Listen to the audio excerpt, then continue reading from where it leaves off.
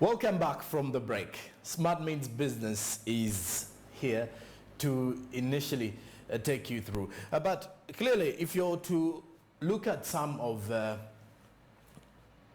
trending stories, this week has always been the back to school business making headlines since students are getting back. First term is open. Someone did tell me in the first week these students have to fit in. Videos being circulating on social media where teachers in some schools actually punishing the students who are carrying smartphones, others carrying what seems to be illegal according to the school requirements. But aside from that, as back to school is where we are in, this is the same week, proprietors of Private Education Institutions Association in Uganda say that there is negotiations with parents to enforce standard operating procedures, and there is no promise whatsoever to hike the school fees. Christopher Chiwanuka Kawesa, a member and director, Communication Proprietors of Private Education Institutions Association in Uganda, noted that some high-end private schools that are also headed and aided by government increase the fees, which is a challenge to the parents. Let's have more of this story. After nearly 2 years of closure to curb the spread of the COVID-19 pandemic, schools across the country resumed their operations on 10th January, following a government directive to reopen them. There are claims, however, that most private schools have hiked the fees. Christopher Chiwanuka Kawesa, a member and director, Communication Proprietors of Private Education Institutions Association in Uganda, says that private schools have not hiked the school fees. However, they have only negotiated with parents in order to enforce the standard operating procedures, since government only made provisions of 1.5 million shillings for government-aided schools. School fees have not really been hiked by private schools. Most private schools have maintained their school fees structure in the past. The only thing that has come in is a negotiation between the schools and the parents on the aspect of SOPs. Government schools, as you are aware, have been given 1.5 million shillings each. They don't have any reason why they should ask for that. But private schools have been given zero. And so they have to argue with the parents, how do we keep our children and members of staff safe? And the parents have accepted according to each particular operating environment. But other than that, school fees have been hiked maybe in other schools, particularly the first-class schools, the ones which are government-aided. Chiwanuka also revealed that with the reopening of schools, preparations have mainly been boosted by parents, and also that many schools have the basic structures, since the government clearly revealed it will not support the private schools. With regard to preparation for the reopening, we thank the government for having given us prior notice that they would not come to our aid. So we realized that actually when we were beginning these schools initially, government did not aid us when we started them. But subsequently we came to realize that much as we have been locked down, we are not starting from zero. We have the basic infrastructure, and we also put in some equipment regarding the SOPs sometime at the first reopening. This time around, we have only enhanced according to other requirements for surveillance and other things, and many schools have been prepared to do that. We also thank the parents that have come to understand our situation, that we are not helped. So the parents came to know they are the ones to help us to stabilize. So the small increase in the fees is about putting in place the standard operating procedures for the control of COVID-19. Chiwanuka, however, urged the private school owners to change their expenditure and look out for priorities.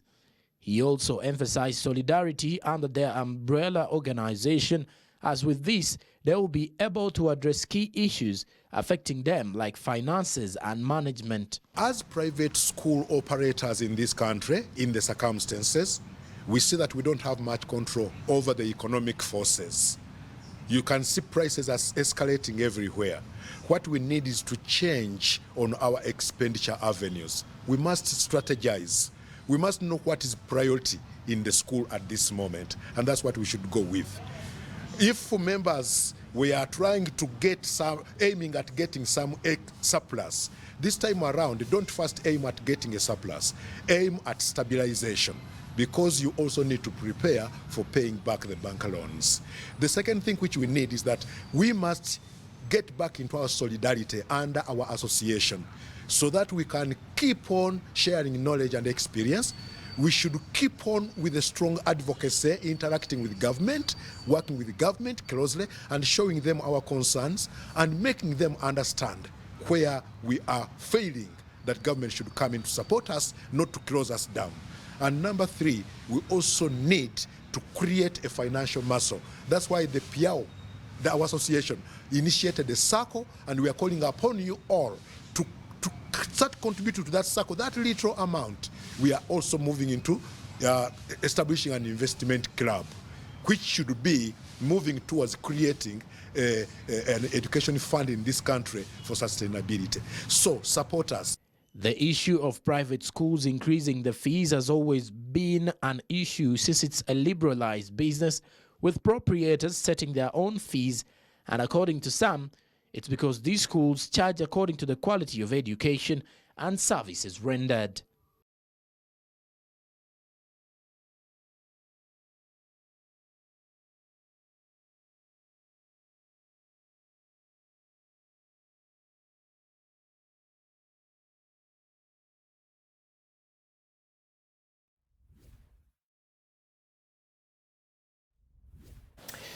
It is time when you look at how schools resume, and these are the questions from the private schools. One, parents are worried, a bit scared of the fact that some of these private schools have been hiking the school fees, something that many believe is unright and unfair. But according to the private proprietors of education institutions, it is negotiations to pay, for the parents to pay at least 10,000 or 20,000 to enable in enforcing standard operating procedures, since government-aided schools were given 1.5 million shillings from government, and yet the private schools weren't given. Away from that, let's talk carpentry business. Is it one worth venturing into? A big question, isn't it? Carpentry is the art and trade of cutting, working and joining timber.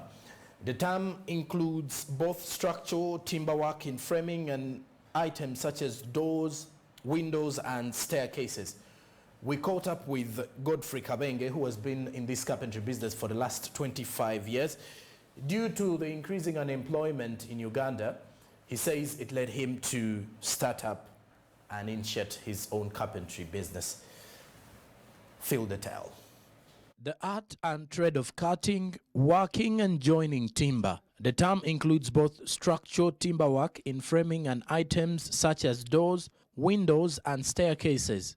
Godfrey Kabenge has been in this carpentry business for over 25 years. Due to unemployment, this led him to initiate a startup business. When nava nenfuna ekirowoozo ekitandikawo workshop eno olw'okuyamba abavubuka kulaba nga nabo bafuna emirimu, mbayigiriza ekintu neme kukyesigaliza ng'omuntu, ate ekirala nti ekibuga kigenda kifunda buli lukya. Tuteekwa okwetegekera gye tujja okubeera mu maaso.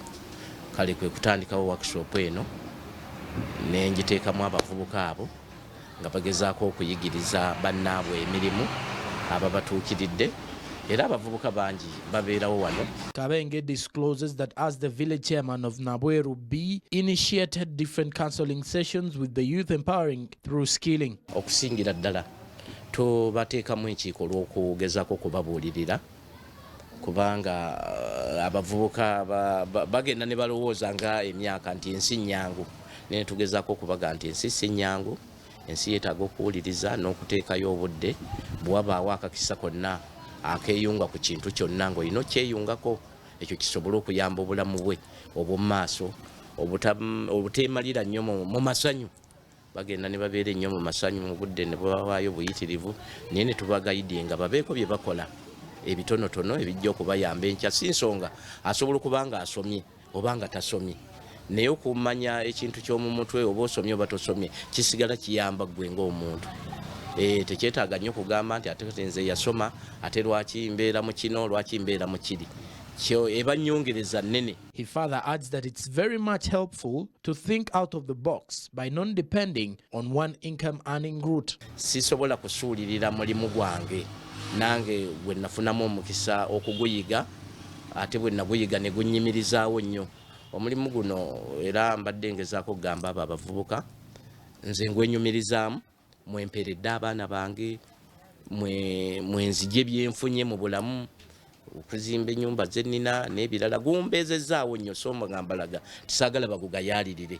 Nze kye nasooka abantu ne bandabamu n'obwesige okusobola okunnonda ku kyalo okubakulembera beesigama nnyo mu kuba nti nina kyenkola.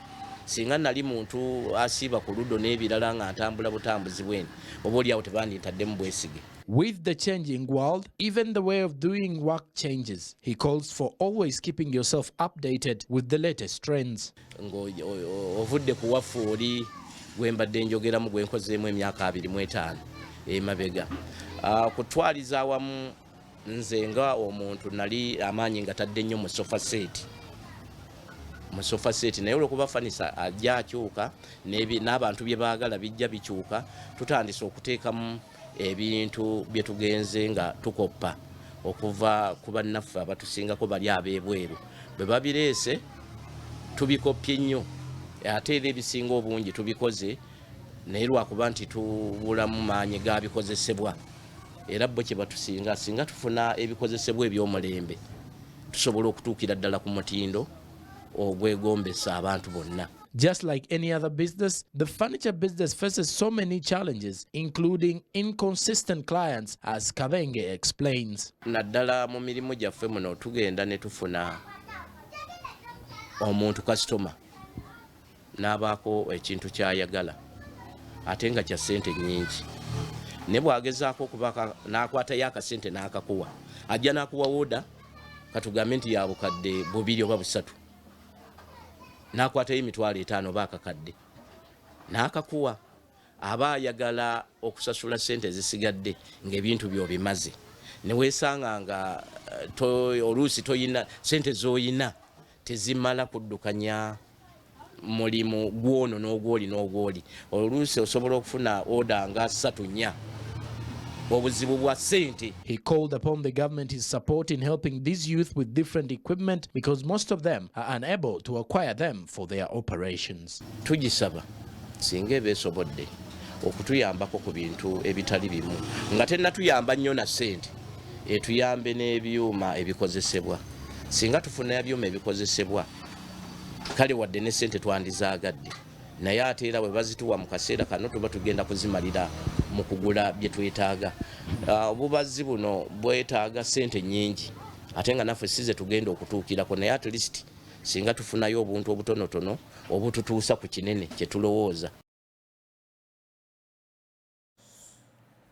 And that is one of the businesses that you definitely try to venture in if you have the art in there, because if we are to look at the carpenters in the country, people are making chairs, people making tables, people dealing in different angles of life. So those are some of the things that you can definitely venture into and make some money. And when we bring out some stories of this is what we say, we are inspiring some people, bringing you those stories that can at least tell a picture or give you a broader picture of how you can benefit out of your art or your venture in one way or the other. Okay, meanwhile, let's move on to the capital, Kampala, as this particular matter regards the city traders in the city. As Kampala Capital City Authority enforcement officers have intensified operations to get the vendors off the streets. This follows the KCC Commissioner Hussein Hood, who disclosed that street vendors had been given an ultimatum of January 10th, 2022 to vacate the streets and take up available space in the markets. Let's have this story as Pedison Mumbere reports. The Kampala Capital City Authority enforcement officers have intensified operations to get vendors off the street. This follows the Kampala City Resident Commissioner Hussein Hood, who disclosed that street vendors had been given an ultimatum of January 10th, 2022 to vacate the streets and take up all the available spaces from the markets.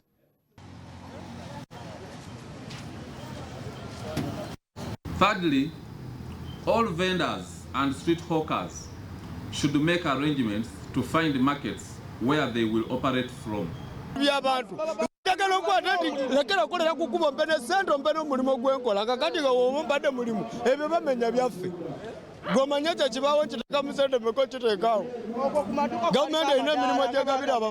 Experts have therefore said that chasing away street vendors is not a bad move. However, they called on Kampala Capital City Authority to create other favorable alternatives to contain these vendors. Speaking to Smart 24 Television, Emmanuel Keith Kisami, a research fellow at Advocates Coalition for Development and Environment, reveals that vendors prefer being on streets than in markets because customers find it hard to access some of these markets due to traffic jam, saying that there should be proper planning on how to access these markets, adding that traffic jam constrains people from accessing them. The difficulty of getting to the market is so constraining for most people. The traffic around the market is so constraining. So we've got to think about how we channel traffic. And this is not only cars, because even for the foot, the pedestrians, you will not easily find where to put a foot in some of these places. So how we channel traffic, the pedestrians, the cyclists and the motorists, we've got to think about plan better for the movement in and out of those markets. Over the years, Kampala Capital City Authority has made several attempts to get vendors off the streets, but all in vain. In August, the State Minister for Kampala Metropolitan ordered all street vendors and hawkers to go and operate from Osafi Market, but not on the roadsides and streets. It's partly one of the reasons why even I bought things off the street vendors. I would prefer to buy the things. It's more convenient to buy the things from the street vendor than to go to the market because of how traffic flows around the markets. Rural to urban migration is influenced by economic growth and development and possibly also by conflict and social disruption. It is driven by pull factors that attract people to Kampala business center areas and push factors that drive people away from the countryside. According to Kisami, the government should look at urbanization of other parts of Uganda as one way of stopping Ugandans from flocking the Kampala capital city. Urbanization is something that happens in different paces across different countries. For many of the people living the rural areas, they are looking for opportunities to earn a better living, and many of them are coming to Kampala. And the reason for that is because as a country, you could say that our growth and development is concentrated in Kampala. I don't remember the exact figures, but I could say, based on the recent GDP statistics from UBOS, I think, I stand to be corrected, but I think 80% of our GDP is from Kampala. So you can see that most of the economic activity is concentrated in the city. And that's why I think government has been trying to put up cities in the different geographical areas of the country. Poor living conditions and lack of opportunities for paid employment in rural areas are push factors. People are moving away from rural areas because of poor health conditions and limited educational and economic opportunities, as well as environmental changes like droughts, floods, and lack of availability of sufficient productive land and other pressures on the rural livelihoods. Experts say that until these problems are solved, Ugandans will never stop flocking Kampala Business Center. Bedson Mumbere, Smart 24 TV. Find alternative ways to contain street vending. And I just love the outro of this story from Pedison Mumbere that until these issues are contained, there will be a huge challenge of chasing out these street vendors. But what do I know? And if you're to look at the last 2 weeks, traffic jam is on a rise, and you can only tell it is because of the presidential address, where he had actually reopened most of the sectors of the economy.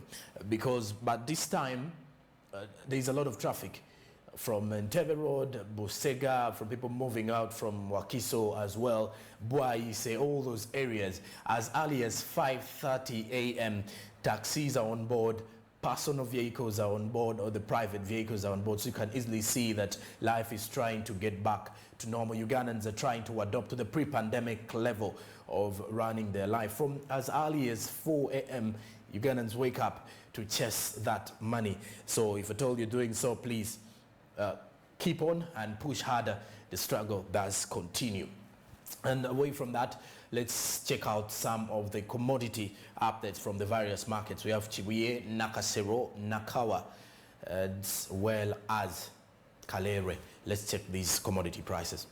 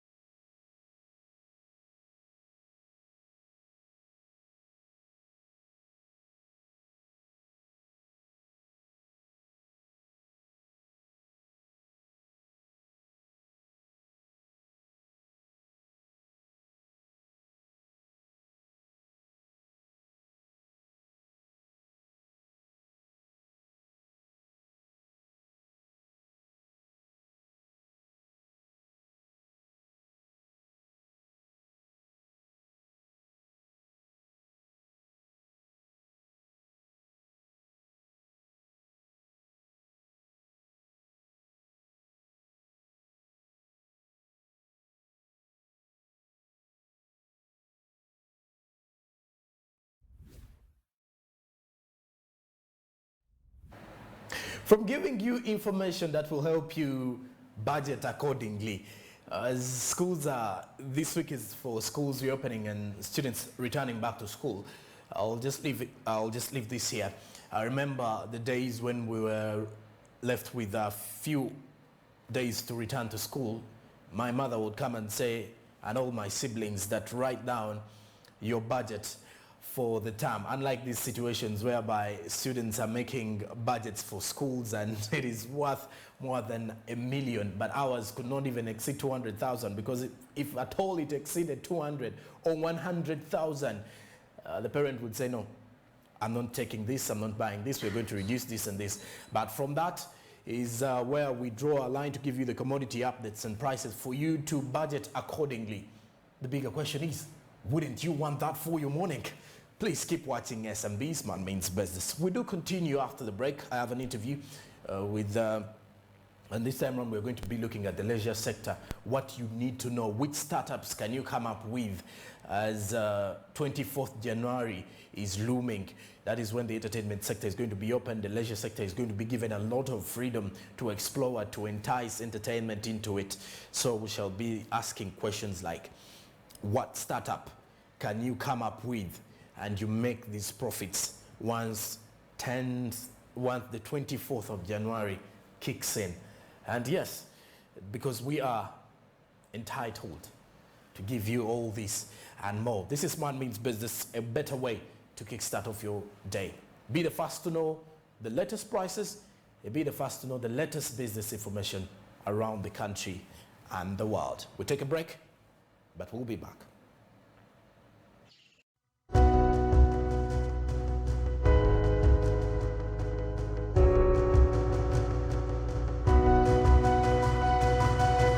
Smart 24, driving business.